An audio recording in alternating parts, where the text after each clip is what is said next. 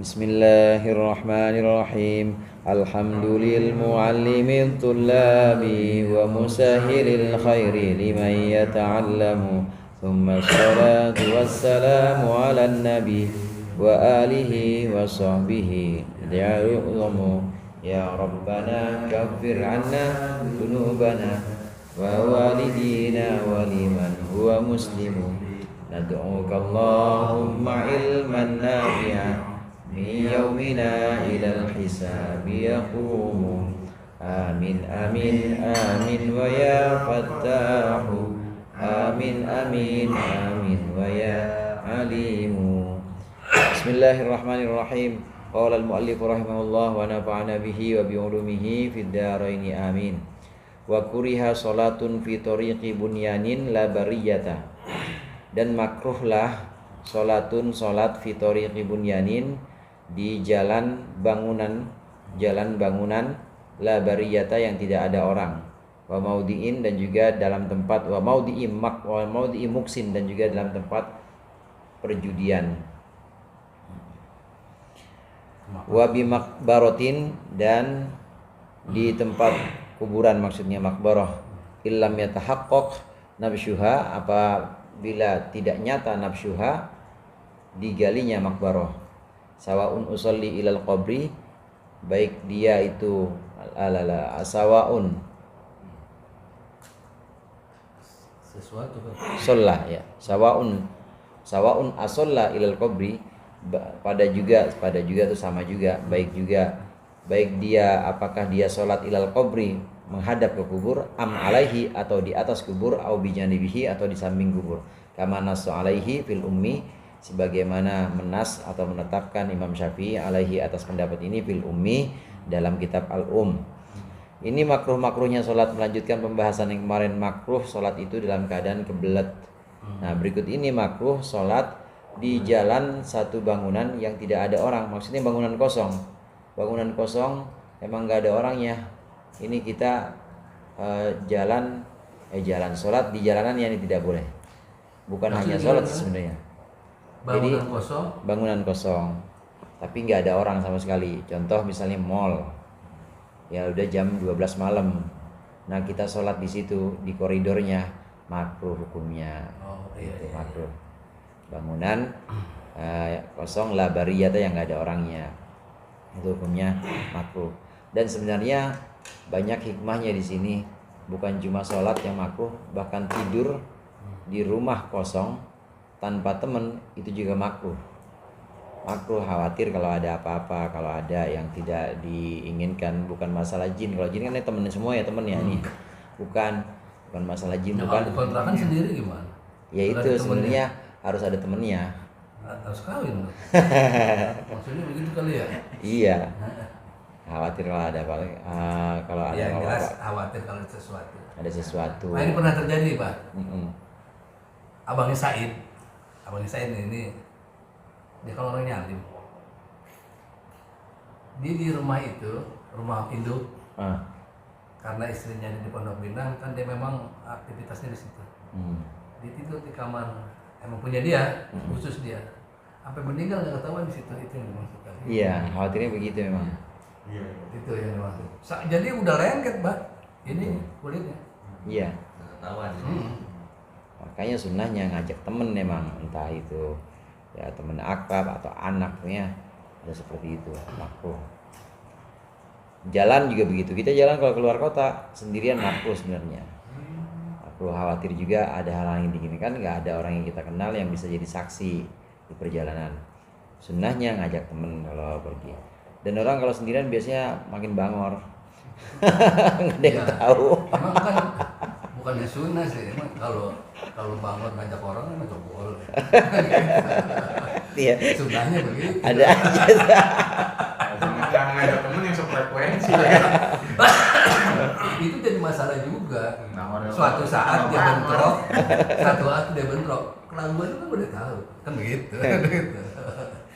Dan juga haram fi maudi muksin, ini tempat perjudian. Ya tempat perjudian, udah pulang bang, orang-orangnya udah nggak ada, pakai sholat situ ya nggak haram sih, tapi makruh. Di sini kuriha, di sini makruh. Begitu juga makruh sholat di kuburan yang kuburan itu memang nyata-nyata atau jelas kuburan itu tidak digali. Maksudnya tidak bekas digali, makruh. Jadi memang kuburan apa adanya begitu. Kenapa yang digali? Terus gimana hukumnya kalau kuburan yang memang sudah habis digali? Kalau yang habis digali malah hukumnya haram, nggak sah. Kenapa? Karena pasti ada najis seperti nanahnya, darahnya, itu malah nggak boleh. Jadi yang kemakruhan di sini kalau memang kuburan kayak biasa gitu, kuburan belum ada belum bekas digalinya. Ada darah kosong lah. Kosong, iya. Nah ini hukumnya makruh. Nah ini kemakruhan ini baik dia sholat menghadap ke kuburannya, atau di atas kuburannya, atau di samping kiri kanan depan kuburannya ini. Ini juga diharamkan.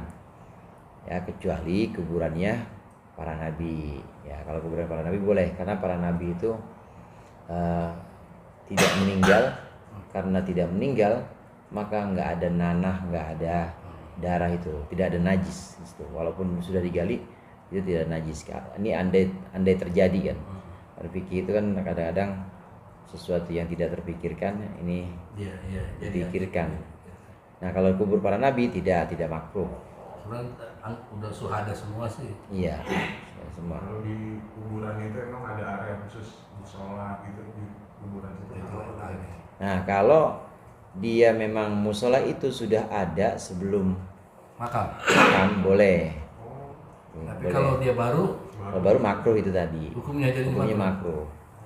Menghadap atau di samping, di ya sebelah kayak kiri di kanan. udah sekarang Di dipakai umum. buat ini gitu. Iya, Walaupun hukumnya belum makruh. bukan musola ya. Tapi kan dibuat sholat. Itu iya, makruh. Tapi kalau cari aman mendingan di rumah atau di luar area aja. Iya, sunnahnya itu. Ya, jangan mentang-mentang udah tahu lu sholat di situ makruh lu gitu. Iya, jangan. Ini gua pesen aja. Kadang-kadang kan ceritanya juga. Udah tahu ilmunya dijaga. Iya, pura-pura dengerin ini aja video ini. Wa tahrumu sholatu liqabri nabiyyin, dan haramlah as-sholatu, salat liqabri nabiyyin, menghadap ke kuburnya nabi, au nahwi waliyin, atau semacam wali.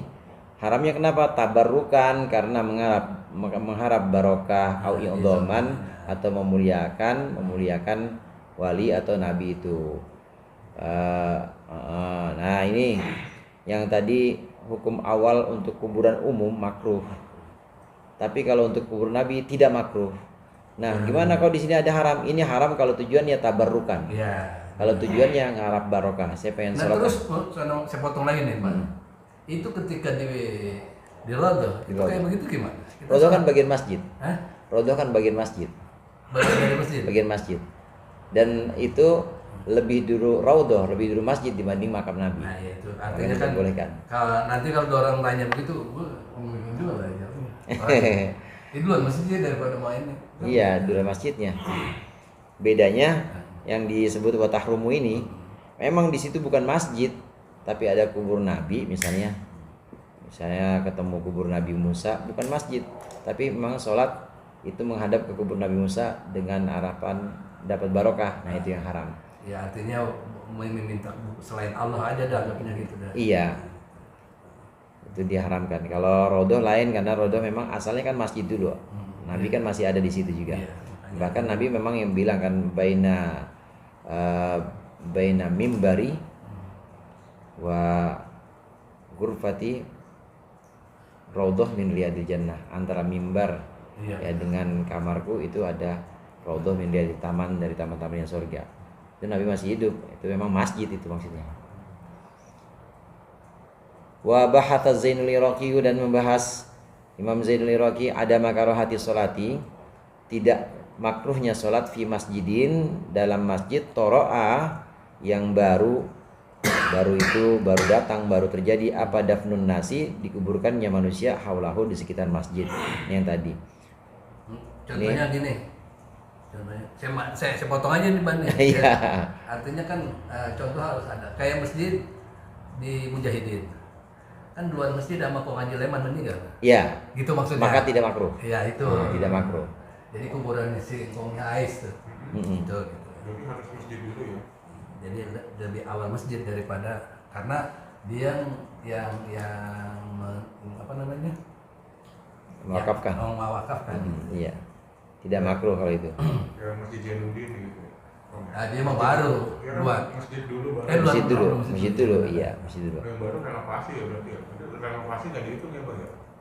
Kenapa? Maksudnya, kalau masjid dulu tapi makam umpama di situ terus masjidnya dirobohin renovasi itu dihitungnya yang pertama berdiri. Yang pertama berdiri, tetap yang pertama berdiri. Karena memang itu asalnya masjid. Jadi langgar, lain lagi. Kita mesti juga. Jadi ini contohnya biar jelas gitu, Pak. Iya. Wa fi ardin magsubatin, ini atofnya ini kepada wa tahrumus salat.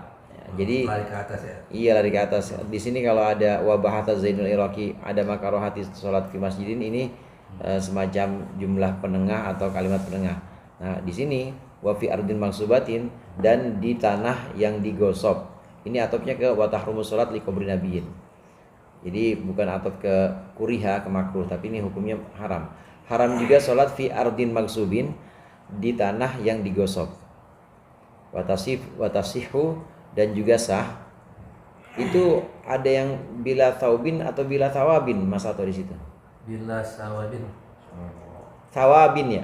Tawabin ya. Nah, di sini soalnya nggak ada itunya. Soalnya nggak ada ini. Nggak ada alifnya. Kalau itu ada alifnya? Ada. Iya, emang ala sob ini ada alifnya. Bila sawabin. Nggak ada alifnya. Hah? Nggak ada alifnya? Ya, kalau di i'anah ada alifnya bila sawabin. Kalau di situ ada alifnya sawabin. Soalnya artinya beda, walaupun sama-sama benernya. Watasihu, dan sah sholat bila taubin, dengan tanpa pakaian. Kama fi taubin maksubin, sebagaimana sholat sah juga dengan pakaian yang digosok. Tapi kalau kita baca watasihu, dan sah sholat bila tawabin, dengan tanpa ganjaran, maksudnya sah, sholatnya sah tapi nggak ada ganjarannya, nggak ada pahalanya. Sholat di mana? Sholat di tanah yang gosok. Tanah gosok itu tanah bukan punya kita, dan kita nggak izin numpang sholat. Tanah gosok, tanah yang Gosok, pemiliknya udah ya. Jelas dimiliki orang, tapi kita make nggak izin surat tanah gosok. Mau sholat pinjam sendal orang nggak ngomong. Ya, itu gosok juga. Itu gosok. Itu masih ini. Itu ini biar nyari contoh yang ini gitu. Iya. Haram juga tuh. Haram juga gosoknya. Tanah yang apa yang sendal tadi itu ya? Itu kalau sendal kan nggak dipakai sholat.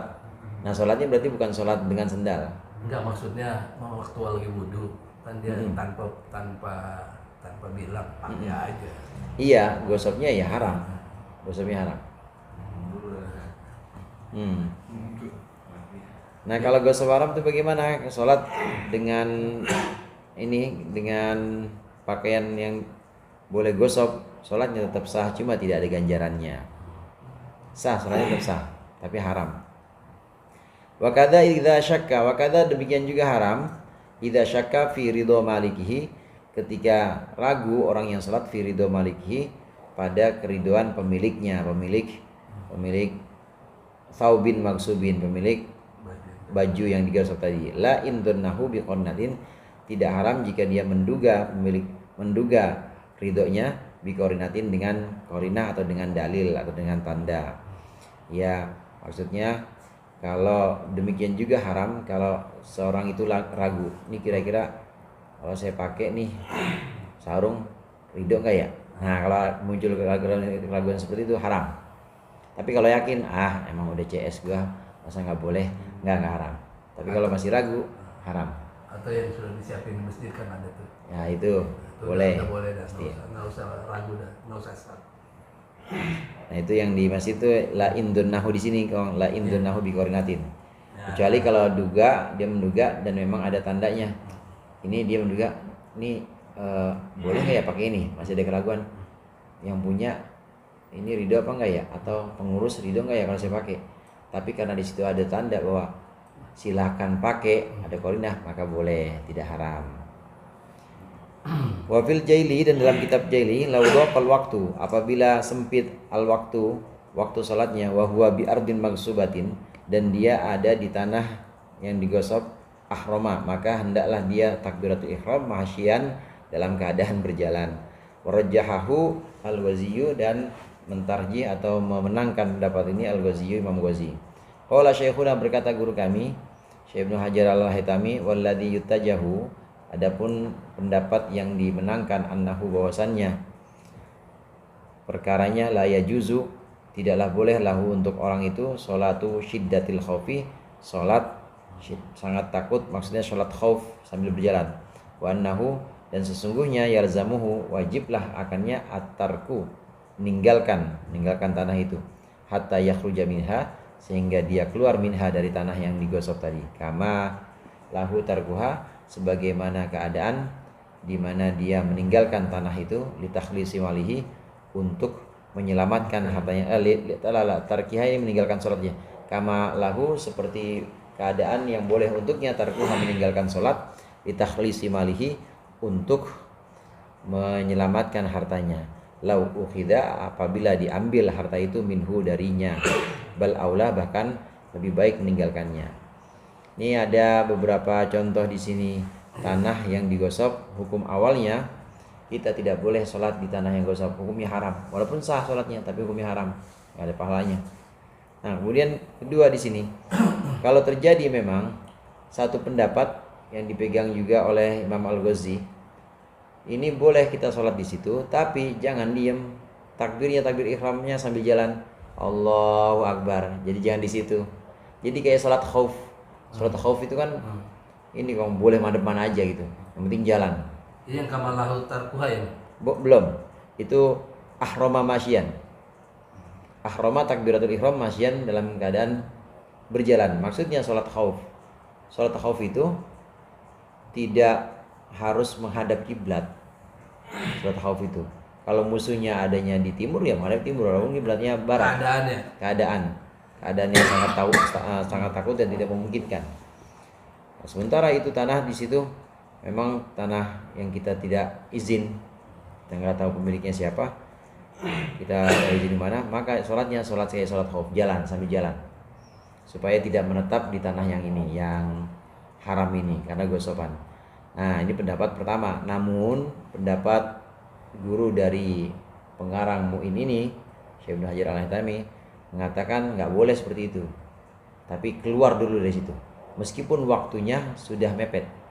Keluar dari tanah itu meskipun waktunya sudah mepet, nanti cari tanah atau cari musola yang udah pasti bukan gosok, sholatlah di situ, meskipun waktunya bisa menghabiskan waktu sholat hingga dia keluar ke sholat berikutnya. Ini boleh, keadaan ini boleh dia lakukan meskipun sampai keluar waktu sholat, sebagaimana seseorang boleh menyelamatkan hartanya karena boleh meninggalkan sholat karena menyelamatkan hartanya. Dia orang menyelamatkan hartanya karena dia ngambil, dia uber-uber itu sampai keluar waktu sholat, padahal udah mepet, maghrib udah tinggal 15 menit lagi, ya dia sholat, motornya ada yang bawa, akhirnya di Uber, belum sholat asar dia, maghrib tinggal 15 menit. Motor udah kejutan, naruh ransel gitu, rantang MBG, naruh ransel di samping. Oh, ransel. Allahu Akbar. Yang ambil kan boleh tuh bro, dibatalin tuh, boleh kan bang? Iya boleh. Untuk mempertahankan. Ditakhlisi malihi. Tapi ada yang katanya ngejar maling itu nggak batal, kalau pernah dengar itu benar sih bang. Jadi nanti itu tadi syiddatul khaufi. Kalau sholatnya sholat khauf boleh seperti itu. Tapi ini pendapat pertama. Tapi menurut pendapat yang kedua, menurut Syekh Ibnu Hajar Al-Haytami ini enggak boleh. Jadi gimana? Kejar aja, antara sholat mah keluar waktunya ya berarti di sholat qada gitu. Bahkan itu yang lebih utama seperti itu daripada harus sholat khauf atau sholat sambil ngejar itu. Lebih utama yang tinggalkan aja sholatnya. Berarti kalau sambil berjalan kita sholatnya sambil jalan gitu, kalau baca Fatihah sambil jalan kayak sholat khauf sambil jalan. Sambil jalan juga. Sambil jalan juga. Nah, sujud itu bingung sama duduknya itu gimana? Kalau memang tidak memungkinkan, kan sholat khauf itu 2 rakaat doang bang. Kalau yang 4, kalau yang 4 jadinya 2 rakaat. Jadi sebisa mungkin. Kalau memang belum bisa duduk ya jangan duduk berarti. Kalau duduk kira-kira bahaya kondisinya karena ada musuh sholat khauf, berarti jangan. Begitu juga ini. Kalau belum keluar tanah gosokan, ya berarti sambil jalan terus, masih berdiri terus. sambil nunggu kita turun. Iya. Yang jelas sudah bisa keluar dari situ lah. Gitu. Baru sujud gitu Pak ya. Ya dianggap aman. Baru ruku malah. Jadi berdiri terus sampai keluar situ. Belum. Waladhdallin berarti Al-Baqarah. Nah, habis itu lu baca Sampai Al-Baqarah, keluar. ya benar. Sampai keluar dari tanah gosopan. Baca Al-Baqarah. Al-Baqarah. Kopi udah dingin. Faslun fi ab'adis salati wallahu a'lam bishawab. Bang, mohon maaf saya mau